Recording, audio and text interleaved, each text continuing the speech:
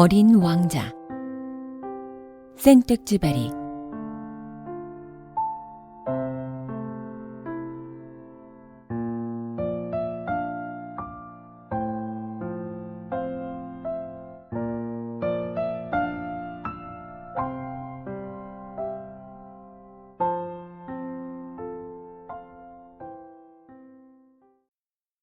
내 나이 6살 적에 한 번은 체험담이라고 부르는 원시림에 관한 책에서 멋진 그림 하나를 보았다.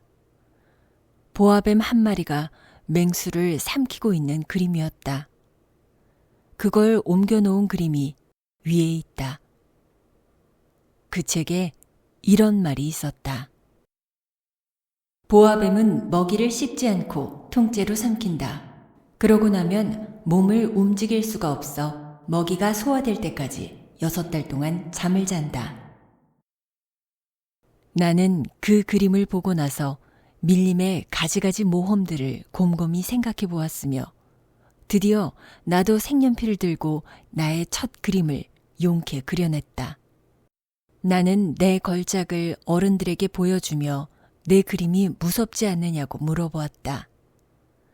어른들은 대답했다. 아니, 모자가 왜 무서워? 내 그림은 모자를 그린 게 아니라 코끼리를 소화시키고 있는 보아뱀을 그린 것이었다. 그래서 나는 어른들이 알아볼 수 있도록 보아뱀의 속을 그렸다. 어른들에겐 항상 설명을 해줘야만 했다. 어른들은 나에게 속이 보이는 보아뱀이나 안 보이는 보아뱀의 그림 따위는 집어치우고 차라리 지리나 역사, 산수, 문법의 재미를 붙여보라고 충고했다. 나는 이렇게 해서 내 나이 6살 때 화가라는 멋있는 직업을 포기했다. 나는 내 그림 제1호와 제2호의 실패로 그만 기가 죽고 말았던 것이다. 어른들은 자기들 혼자서는 아무것도 이해하지 못하고 그렇다고 그때마다 자꾸자꾸 설명을 해주자니 어린애에겐 힘든 일이었다. 그래서 나는 다른 직업을 골라야 했고 비행기 조종을 배웠다. 나는 세계 여기저기 제법 많은 곳을 날아다녔다. 그리고 지리는 정말 내게 많은 도움이 되었다. 그 덕분에 나는 눈길 한 번에 중국과 애리조나를 구별할 수 있었다. 밤의 어둠 속에서 길을 잃었다면 그게 아주 유익하다. 나는 이렇게 살아오는 동안 수많은 진지한 사람들과 수많은 접촉을 했다. 오랫동안 어른들과 함께 살며 그들을 아주 가까이서 보아왔다. 그렇다고 해서 그들에 대한 내 의견이 크게 달라지지는 않았다. 나는 좀 똑똑해 보이는 사람을 만날 때마다 내가 품고 다니던 내 그림 제1호를 꺼내 그를 시험해 보곤 했다. 그가 정말 이해력이 있는 사람인가 알고 싶었던 것이다. 그러나 늘 이런 대답이었다. 모잔데? 그러면 나는 보아뱀 이야기도 원시림 이야기도 꺼내지 않았다. 나는 그가 알아들을 수 있도록 트럼프 이야기, 골프 이야기, 정치 이야기, 넥타이 이야기를 했다. 그러면 그 어른은 그만큼 분별 있는 사람을 하나 알게 되었다고 아주 흐뭇해하는 것이었다.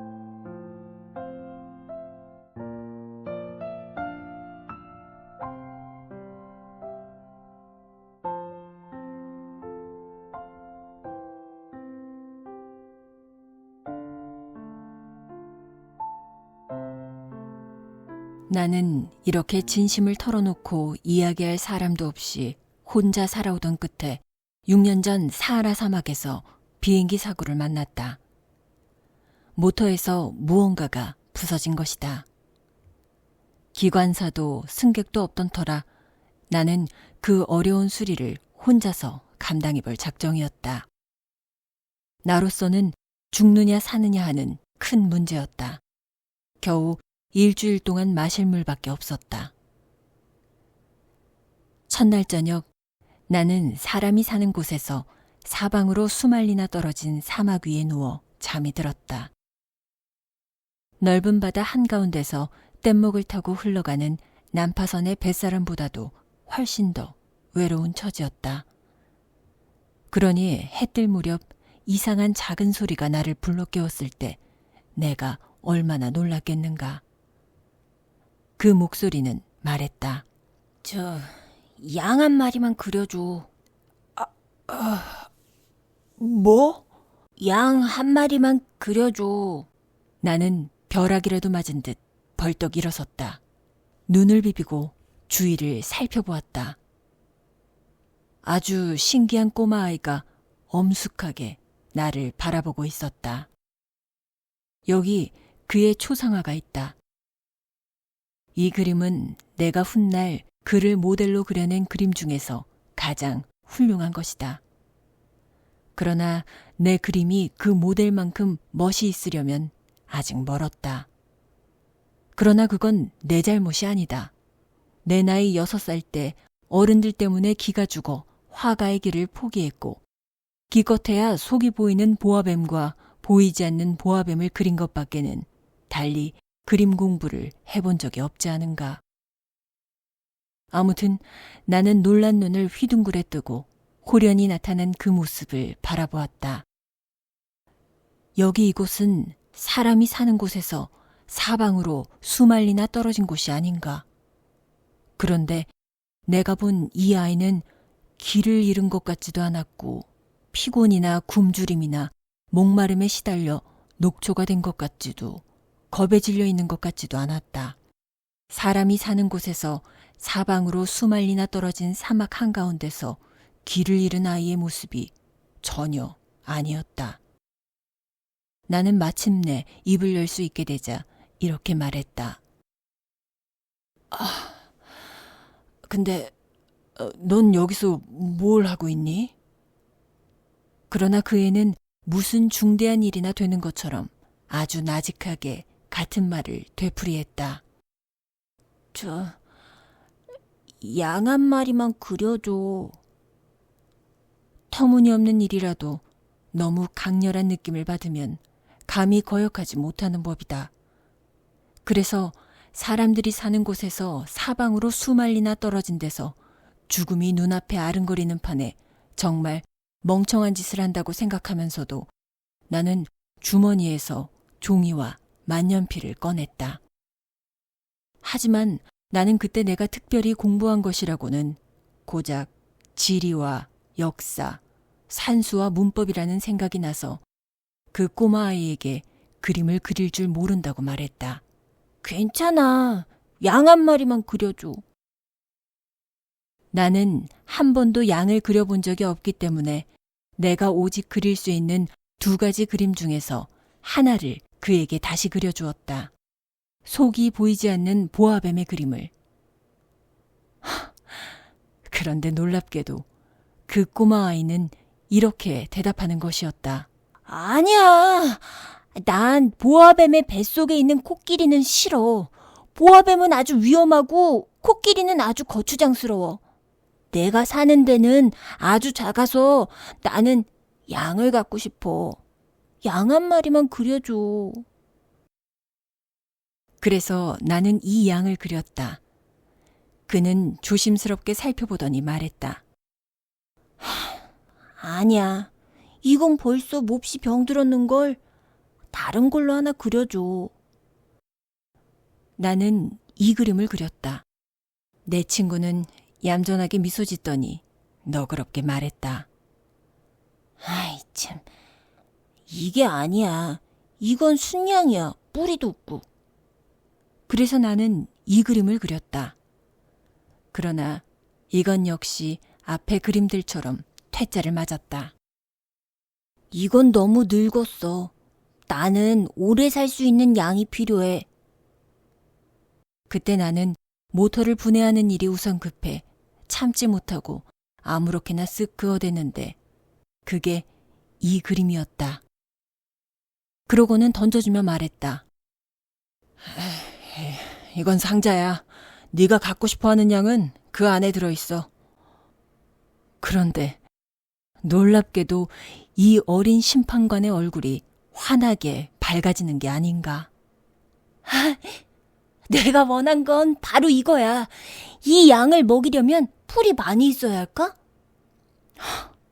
그게 걱정이야? 내가 사는 데는 아주 작아서. 아마도 충분할 거야. 내가 그려준 건 아주 작은 양이거든. 그는 고개를 숙이고 그림을 들여다보았다. 그렇게 작지도 않은데? 이것 봐, 잠이 들었어. 나는 이렇게 해서 어린 왕자를 알게 되었다.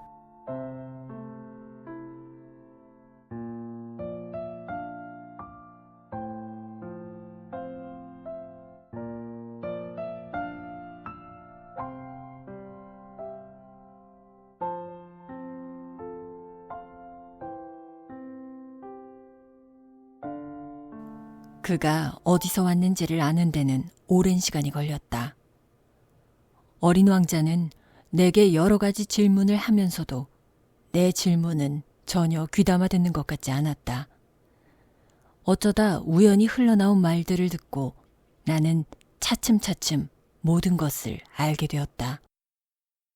가령 그가 처음으로 내 비행기를 보았을 때 그는 나에게 이렇게 물었다. 이 물건은 뭐야? 이건 물건이 아니야. 날아다니는 거야. 비행기야. 내 비행기. 나는 내가 날아다닌다는 걸 그에게 알려주는 것이 자랑스러웠다. 그러자 그는 큰 소리로 외쳤다.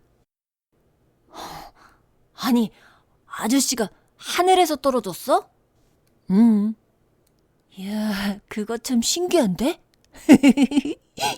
그리곤 어린 왕자가 아주 귀엽게 웃음을 터뜨렸는데 그 때문에 나는 몹시 화가 났다. 내 불행이 심각하게 여겨지길 나는 바라는 것이었다. 이어서 그는 덧붙였다. 그럼 아저씨도 하늘에서 왔구나? 어느 별에서 왔어? 나는 그 말을 듣자마자 그가 어디서 나타났는지 그 수수께끼를 푸는데 한 줄기 가느다란 빛이 비치는 것 같아서 불쑥 이렇게 물어보았다. 그럼 넌 다른 별에서 왔구나? 그러나 그는 대답하지 않았다. 내 비행기를 바라보며 그는 가만히 고개를 끄덕였다. 그렇겠지. 저걸 타고서야 그렇게 먼 곳에서 올 순 없지. 그리고 그는 오랫동안 생각에 잠겨들었다. 이윽고 그는 호주머니에서 양을 꺼내들고 그 보물을 골똘히 들여다보았다. 슬쩍 내비치다 그만둔 다른 별들 이야기에 내가 얼마나 안달이 났을지 여러분들도 짐작이 갈 것이다. 그래서 나는 좀 더 깊이 알아보려고 애를 썼다. 넌 어디서 왔어? 네가 사는 곳이란 데가 어디야? 내 양을 어디로 데려가려는 거야? 그는 생각에 잠겨 한동안 말이 없더니 이렇게 대답했다. 잘 됐어. 아저씨가 준 상자 말이야. 밤이면 양의 집이 될 수도 있겠어. 물론이지. 네가 얌전히 굴면 낮에 양을 메어둘 수도 있도록 고삐도 하나 줄게. 말뚝도 주고. 내 제안에 어린 왕자는 충격을 받은 것 같았다. 메어도? 어우, 그거 참 이상한 생각이다. 그렇지만 메어두지 않으면 아무데나 돌아다니다가 길을 잃을 거야. 가긴 어디로 간다는 거야? 어디든지 앞으로 곧장 쭉. 그러자 어린 왕자가 엄숙하게 말했다. 괜찮아. 내가 사는 데는 아주 작은데 뭐. 그러고는 어딘지 좀 우울한 목소리로 덧붙였다. 앞으로 곧장 가봐야 별로 멀리 갈 수도 없어.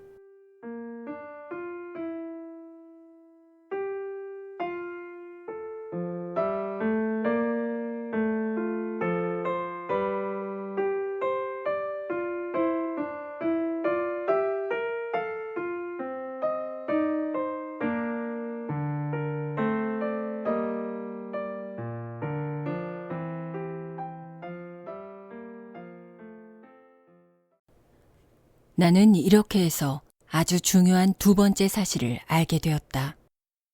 어린 왕자가 태어난 별이 겨우 집 한 채보다 클까 말까 하다는 것이다.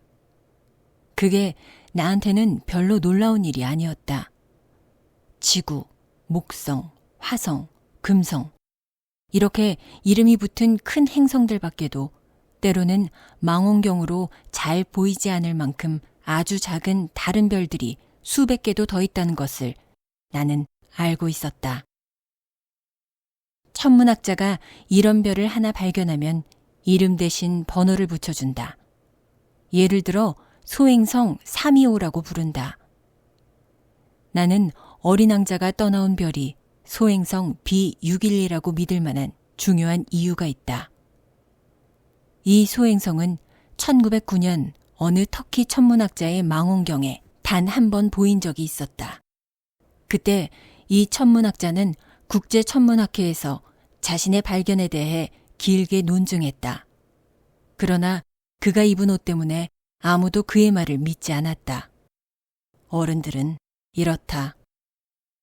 소행성 B612의 명성을 위해서는 참으로 다행스럽게도 터키의 한 독재자가 자기 백성들에게 유럽식으로 옷을 입지 않으면 사형에 처한다고 명령을 내렸다.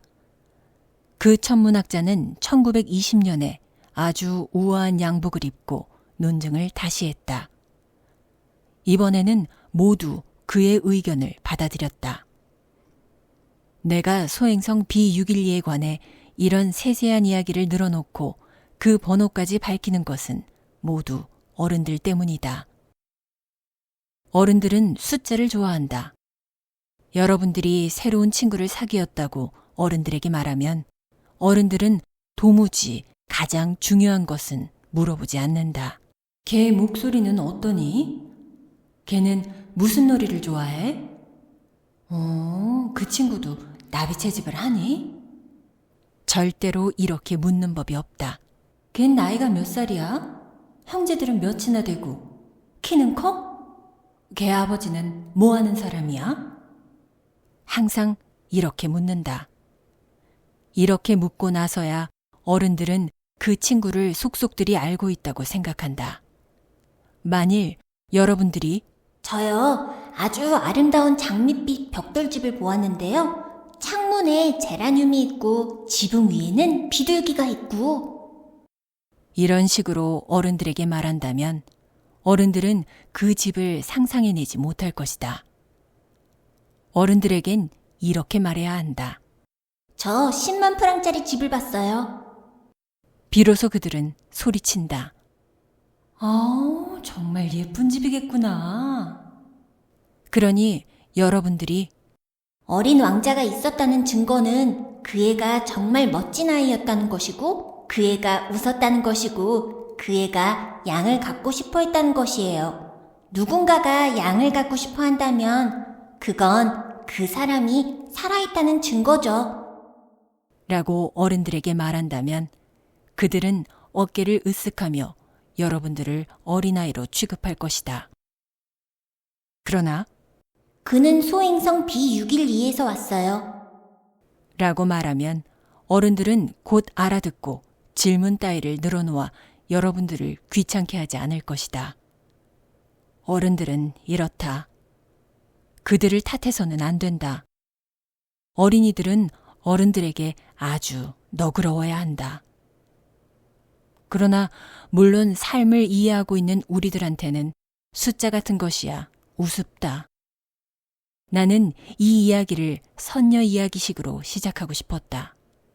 옛날 옛적 한 어린 왕자가 자기보다 조금 클까 말까한 별에 살고 있었는데 그는 친구가 갖고 싶어서 삶을 이해하는 사람들의 눈에는 이런 식의 이야기가 훨씬 더 진실하게 보였을 것이다.